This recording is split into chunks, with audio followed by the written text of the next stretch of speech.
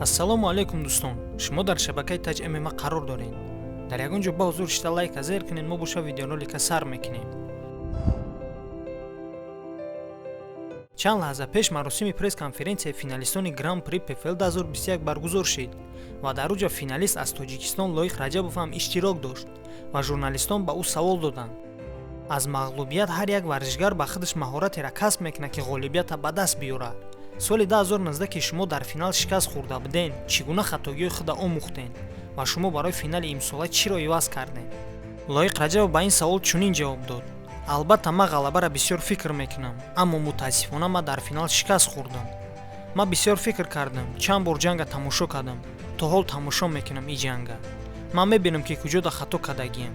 и албатта маро ба пеш тела мекунад ва ман гуфтам метавонам ки ман ин хеле чиза ёд гирифтам.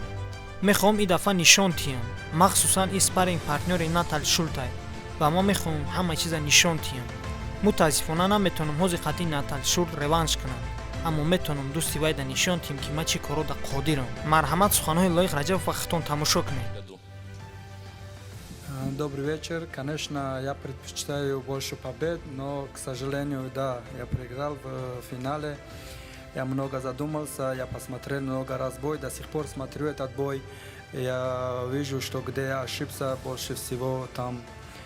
Но, конечно, это наоборот толкает меня вперед, и я могу сказать, что я от этого много чего научился. Хочу в этот раз показать. Тем более этот мой соперник, он тоже является его спарринг-партнером и так далее. Я вот хочу показать. К сожалению, не могу сейчас реваншировать с Натаном, но могу показать его другу, на что я способен. Вопрос вам. Вы уже были в финале в 2019 году. Вы знаете, насколько давление оказывается. Что вы вывели для себя, какие выводы, уже будучи в финальном бою, что вы используете, подходя к этому финалу, то есть какие уроки вы вынесли для себя? Да, конечно, я был один раз в финале, я понял, и я проиграл там, я понял, больше не хочу просто так быть в финале, я хочу, чтобы там оттуда выйти с поясом, да, потому что я уже был в этом положении, которое я вышел без пояса.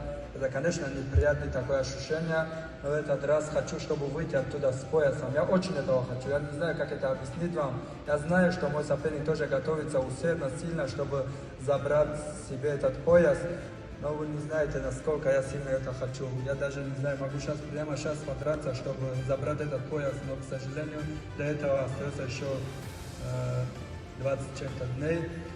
Но я просто хочу оттуда выйти с поясом, и все. Вот. Я просто подумал, что то же самое, как выйти, как в прошлый раз без пояса, это не так уж.